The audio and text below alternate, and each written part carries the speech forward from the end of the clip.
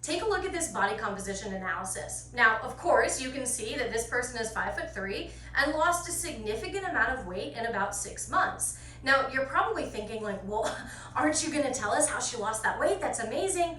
But what probably wasn't your initial thought is that this person was actually diagnosed with an eating disorder. This particular person is diagnosed with what's called atypical anorexia nervosa, which is when you meet all of the criteria for anorexia except your weight never gets low enough to be considered underweight, which is exactly what happened to this person.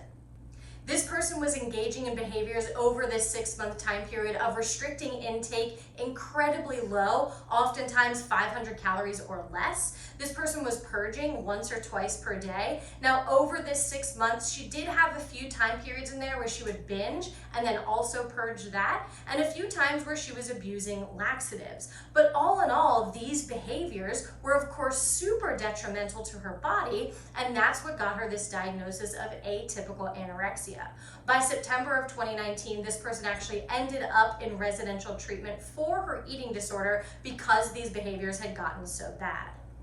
Now, I'm sharing this story with you today because a lot of people think that their eating disorder isn't bad enough or they're not sick enough, and many people do fall into this category of what would be considered atypical anorexia nervosa. Again, where they're restricting intake or engaging in other behaviors, they have an extreme fear of gaining weight, and then that mental disturbance that food and body is playing in their life is taking over a good majority of their life.